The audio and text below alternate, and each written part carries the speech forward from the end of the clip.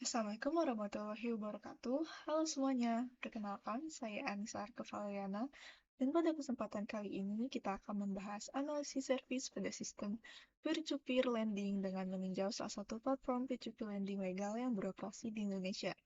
Sistem peer-to-peer lending ini semakin populer karena menjadi jembatan langsung antara pemberi pinjaman dan peminjam tanpa melalui perbankan. Jadi, pada video kali ini kita akan membahas pengertiannya, cara kerja, regulasi, dan aspek legal, studi kasus satu layanan peer-to-peer legal, kelebihan dan kekurangannya, risiko serta perlindungan pengguna, dan juga analisis servis dan alur bisnis, dan terakhir kesimpulannya. Lalu, langsung aja ke pengertian peer-to-peer lending. Peer-to-peer lending atau yang sering disingkat P2P lending adalah sebuah sistem layanan keuangan berbasis teknologi yang mempertemukan peminjam dana atau borrower dengan pemberi pinjaman atau pendana, yaitu lender, secara langsung melalui sebuah platform digital. Konsep ini muncul sebagai solusi untuk menjembatani kebutuhan pendanaan terutama bagi UMKM atau individu yang mengalami kesulitan mendapatkan pinjaman dari berbagai lembaga keuangan seperti bank. Dalam sistem keuangan tradisional, seseorang yang ingin meminjam dana harus melalui proses pemeriksaan yang cukup panjang, seperti pengajuan dokumen fisik, pemeriksaan agunan, pengecekan histori kredit, syarat-syarat administratif yang cukup ketat juga. Dan tidak semua peminjam ini mampu memenuhi persyaratan tersebut. Jadi, P2P lending hadir untuk menjawab masalah ini dengan menawarkan akses pinjaman yang lebih cepat, fleksibel, dan dapat dijangkau oleh lebih banyak orang. Sebaliknya, untuk investor, sistem ini juga menawarkan peluang baru untuk menanamkan modal dengan potensi imbal hasil yang lebih tinggi dibandingkan instrumen investasi konvensional seperti deposito. Jadi, P2P lending ini bekerja seperti marketplace atau pasar online, di mana borrower memasukkan kebutuhan pendanaannya, platform mempublikasikannya, dan lender memilih dan mendanai proyek sesuai preferensinya. Sistem ini juga biasanya dilengkapi dengan algoritma penilaian risiko, sehingga lender bisa mengetahui seberapa aman suatu proyek pendanaan. Dengan demikian, P2P lending tidak hanya menjadi alternatif pinjaman, tetapi juga membuka peluang inklusi keuangan yang lebih luas di Indonesia, terutama untuk sektor UMKM yang selama ini kurang mendapat akses dari lembaga keuangan formal. Nah, gimana sih lalu selanjutnya cara kerja dari P2P lending ini? Jadi yang pertama, dia akan adanya pengajuan pinjaman oleh borrower. Jadi proses ini dimulai ketika seseorang atau pemilik usaha ingin meminjam dana. Mereka akan mengisi formulir digital yang mencakup identitas pribadi, tujuan pinjaman, jumlah dana yang dibutuhkan, informasi keuangan bisnis, dan juga dokumen pelengkap seperti laporan usaha. Tidak seperti bank, platform P2P lending biasanya tidak mewajibkan agunan, namun validitas data harus tetap diverifikasi secara ketat. Lalu yang kedua, pemeriksaan dan scoring risiko. Setelah pengajuan masuk, pihak platform akan melakukan analisis menggunakan algoritma komputer, machine learning, sistem kredit scoring, verifikasi lapangan, dan pengecekan ke Dukcapil dan Slik OJK, yang dimana tujuannya untuk menilai apakah peminjam layak menerima pinjaman, beberapa besar risiko gagal bayar, dan juga seberapa besar bunganya yang sesuai. Jadi setiap borrower kemudian diberikan rating gitu, misalnya A, B, C, atau D yang menunjukkan tingkat keamanan pendanaan. Nah, lalu yang ketiga yaitu penerbitan proyek pendanaan atau listing. Jika borrower dinyatakan layak, permohonan pinjaman tersebut akan dipublikasikan di platform agar bisa dilihat oleh para lender. Yang dimana dalam halaman listing, lender dapat melihat jumlah dana yang dibutuhkan, tenor, tingkat bunga, rating risiko, juga profil borrower, dan juga yang terakhir tujuan pendanaan. Yang dimana transparansi ini sangat penting agar investor bisa menilai proyek dengan adil. Lalu yang keempat ada pendanaan oleh lender. Investor atau lender kemudian dapat memilih proyek mana yang ingin mereka danai. Dalam banyak platform, investor bahkan bisa mendanai mulai dari 100.000 sehingga memungkinkan diversifikasi dengan menyebar dana ke banyak borrower sekaligus. Jadi platform akan menimbulkan proses pendanaan, misalnya 40% funded, 60% funded, atau 100% funded. Jika dana dibutuhkan sudah terpenuhi, maka proyek akan masuk ke tahap pencairan. Yang kelima yaitu pencairan dana ke borrower. Setelah pendanaan lengkap, dana akan ditransfer ke borrower. Borrower mulai menggunakan dana tersebut sesuai kebutuhan, misalnya modal usaha, pembelian stok barang, atau keperluan lainnya yang disetujui. Lalu yang keenam, pembayaran cicilan oleh borrower. Borrower akan mulai mencicil pinjaman sesuai tenor yang disepakati, misalnya seperti mingguan, bulanan, atau suku bunga harian. Cicilan ini juga terdiri dari pokok pinjaman, bunga, dan biaya administrasi tertentu yang mana itu jika ada. Jadi semua proses pembayarannya sudah otomatis tercatat dalam sistem. Lalu yang ketujuh, lender menerima imbal hasil.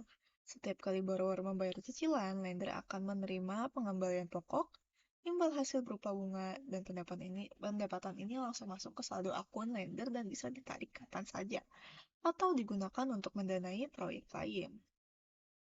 Nah, peran platform ini selama semua proses ini berlangsung, platform bertugas sebagai fasilitator yang mempertemukan borrower dan lender, menjaga keamanan data, pengelola penilaian risiko, pengatur aliran dana melalui escrow dan virtual account, dan juga penyedia layanan edukasi dan customer support. Jadi, platform tidak memberikan pinjaman dari uangnya sendiri, mereka hanya melenggarakan sistemnya. Selanjutnya kita ke aspek legalnya di Indonesia. Jadi di Indonesia ini P2P lending diawasi oleh Otoritas Jasa Keuangan atau OJK yang dimana setiap platform wajib memenuhi syarat. Dia wajib memiliki izin resmi, tercatat di AFPI atau Asosiasi Fintech Perdanaan Bersama Indonesia, lalu menggunakan teknologi keamanan data dan menyediakan mekanisme pelindungan konsumen dan juga transparan mengenai bunga, risiko, dan biayanya. Di Indonesia juga terdapat daftar P2P lending ilegal yang terus diberantas OJK karena seringnya merugikan masyarakat. Lalu, kita masuk ke studi kasusnya yaitu layanan P2P lending legal. Untuk keperluan analisis, kita mengambil contoh salah satu layanan P2P lending legal di Indonesia, yaitu yang dimana contoh umumnya seperti Coinworks, Amarta, Modaku, atau Akseleran. Nih, jadi contoh analisis, mungkin saya pilih satu aja, yaitu contoh analisis menggunakan Coinworks, yang dimana ini sudah legal dan terdaftar OJK. Jadi dari profil singkatnya, Coinworks adalah platform P2P lending yang menyediakan pendanaan untuk UMKM, modal usaha kecil, kebutuhan pendidikan, dan juga pembiayaan multiguna. Di sini mereka memiliki layanan utama marketplace pendanaan, analisis risiko borrower, dashboard monitoring, simulasi imbal hasil, dan juga auto invest. Dan yang terakhir yaitu fitur diversifikasi risiko. Cara mereka menilai risiko yaitu dengan menggunakan scoring kredit internal, lalu juga machine learning, juga riwayat transaksi, laporan keuangan UMKM, dan verifikasi identitas atau IKYC. Pinjaman diberi rating misalnya A, B, C yang menandakan tingkat risiko dan potensi imbal hasil. Lalu pengalaman penggunanya misalnya sebagai investor, mereka bisa mendanai mulai dari Rp100.000, lalu melihat risiko sebelum mendanai, juga memantau progres via aplikasi. Lalu sebagai peminjam pengajuannya mudah, tenor fleksibel, prosesnya cepat, dan customer support tersedia. Lalu kelebihan dari P2P lending-nya itu mungkin dari investornya sendiri. Imbal hasilnya lebih tinggi daripada deposito. Modal awalnya juga kecil dan juga bisa diversifikasi, juga transparansi data borrower dan juga proses mudah via aplikasi. Untuk peminjamnya, akses modal akan lebih cepat. Tidak perlu agunan tertentu, cocok untuk UMKM yang belum bankable. Namun juga pastinya aplikasi ini memiliki kekurangan atau risikonya, yang dimana risikonya ini bisa memiliki gagal bayar. Tingkat bunganya juga bisa lebih tinggi dibanding bank. Investor juga tidak dijamin oleh LPS seperti bank dan tidak semua borrower punya histori kredit yang jelas. Potensi mismanagement jika platform tidak kredibel juga. Nah, karena itu penting memilih layanan yang legal dan diawasi oleh OJK. Nah, lalu kita selanjutnya akan menganalisis service system dari P2P lending ini. Analisis service mencakup sebagaimana sebuah platform memberikan layanan kepada pengguna. Yang pertama yaitu ada front-end service-nya, yang dimana aplikasi mobile dan web yang user-friendly, dashboard investornya lengkap, dan form pengajuan pinjaman sudah ada, fitur keamanannya itu juga sudah ada OTP, PIN, dan biometrik. Lalu dari backend sistemnya, dia sudah memiliki sistem scoring risiko, sistem matching penerbitan pinjaman, otomatisasi pencairan dana, enkripsi data, dan integrasi ke payment gateway-nya. Lalu yang ketiga yaitu customer support. Dia sudah punya live chat atau WhatsApp CS, lalu juga pusat bantuan dan edukasi literasi keuangan. Nah, kalau dari proses bisnisnya, mungkin prosesnya seperti dari registrasi, lalu ke verifikasi, ke pengajuan, dan dia akan menganalisis, lalu ke listing, dan lalu ke pendanaan, lalu selanjutnya ke pembayaran, dan terakhir yaitu penyelesaian. Nah, selanjutnya saya juga sudah menganalisis kualitas layanan dan pengalaman pengguna atau UX-nya pada platform ini. Jadi selain memahami struktur layanan dan proses bisnis di dalam platform P2P Lending ini, sangat penting juga untuk melihat kualitas layanan secara keseluruhan dari perspektif pengguna, baik lender maupun borrower, yang dimana analisis ini membantu kita memahami apakah layanan tersebut benar-benar efektif, efisien, aman, dan memberikan nilai tambah. Jadi yang pertama dia itu memiliki ada kemudahan akses dan registrasi. Jadi platform peer-to-peer lending yang baik memang harus memiliki proses pendaftaran yang cepat, verifikasi identitas yang jelas, panduan langkah demi langkah, dan dashboard yang tidak membingungkan pengguna. Lalu yang selanjutnya itu edukasi dan transformasi informasi. Jadi pengguna baik investor maupun peminjam maupun membutuhkan edukasi yang jelas sebelum memulai. Lalu yang selanjutnya itu ada kecepatan proses pendanaan dan pencairan. Oh, yang keempat ada tingkat keamanan sistem juga, yang dimana platform ini dapat menangani data sensitif seperti KTP, rekening bank, dan data keuangan. Lalu juga ada dari layanan pelanggan seperti customer support, yang dimana ini untuk mengevaluasi kualitas layanan dari bagaimana platform menangani pertanyaan dan keluhan. Lalu juga ada tingkat default dan kinerja pendanaannya, yang dimana salah satu indikatornya itu adalah tingkat keterlambatan pembayaran dan tingkat gagal bayar. Lalu yang terakhir itu kesesuaiannya dengan regulasi OJK. Jadi kita juga harus meninjau seberapa baik platform dengan bagaimana dia mematuhi peraturan yang ada di negara tersebut. Nah, jadi lalu selanjutnya ada dampak ekonomi dan sosial dari P2P lending ini. Yang dimana P2P lending ini sangat membantu UMKM untuk bertumbuh.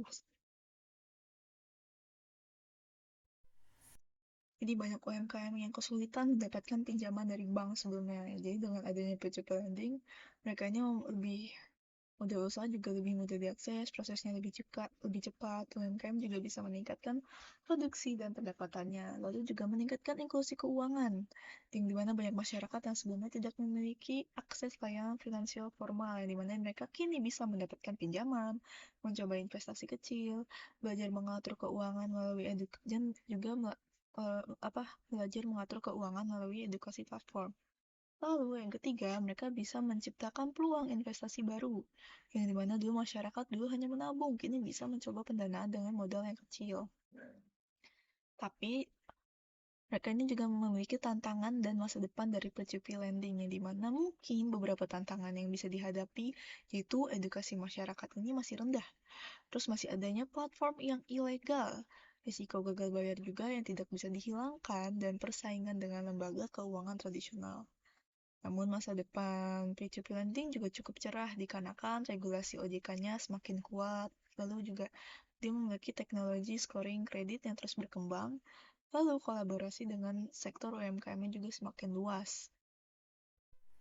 Nah, lalu yang terakhir itu yang paling penting, di mana banyak orang salah ngira gitu. Jadi, apa sih perbedaan dari P2P lending dengan pinjaman online biasa atau biasa disebut pinjol? Jadi, agar tentang ini kita tidak salah paham gitu. Jadi, yang buat bedanya itu yaitu dari regulasi dan pengawasannya. Nah, di mana P2P lending ini dia terdaftar dan diawasi OJK. Dia wajib memenuhi aturan ketat seperti keamanan data, transparansi bunga, dan etika penagihan. Nah, kalau pinjol yang ilegal ini tidak diawasi siapapun, di mana dia sering menyalahgunakan data dan melakukan penagihan dengan cara yang kasar. Lalu dari aspek transparansi biaya dan bunga, P2P lending yang legal, semua biaya, bunga, dan risiko ini dijelaskan di depan, jadi user tahu apa yang mereka bayar. Kalau pinjol ilegal, biasanya ini mereka disembunyikan, bunganya bisa berubah-ubah bahkan, dan sering menipu dengan biaya tambahan. Lalu dari proses pengajuannya, P2P lending ini menggunakan sistem scoring yang terstruktur, juga analisis data dan pengecekan KYC dan evaluasi usahanya. Kalau pinjol ilegal biasanya hanya meminta akses kontak dan galeri, kemudian bisa menyalahgunakannya. Lalu dari aspek perlindungan konsumen, P2P lending legal ini yang dimana borrower dan lender memiliki perlindungan hukum dari OJK. Nah, kalau pinjol ilegal, ini tidak ada perlindungan, risiko penipuannya sangat tinggi. Dan jadi di sini menegaskan bahwa P2P lending adalah layanan finansial resmi dan berizin, sehingga aman jika dipilih yang legal. Lalu selanjutnya ada tips memilih platform P2P lending yang aman, yang dimana pertama, pastikan platform itu terdaftar di OJK. Lalu lihat TKB 90-nya, yaitu yang pilih platform dengan TKB 90 yang tinggi gitu, jadi lebih mendekati 100%. Terus juga baca ketentuan, bunga dan biayanya. Pastikan semua biaya dijelaskan dengan transparan. Lalu cek review juga dari penggunanya. Lalu perhatikan etika penagihannya juga.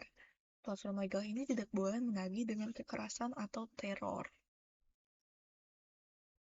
Nah, dari analisis di atas tadi dapat disimpulkan bahwa P2P lending ini adalah inovasi finansial yang mempermudah akses modal sekaligus memberikan peluang investasi. Namun layanan ini memiliki risiko sehingga pengguna harus cermat dan yang paling penting adalah menggunakan platform yang legal dan terdaftar OJK. Segitu saja dari pemaparan dari saya. Wassalamualaikum warahmatullahi wabarakatuh.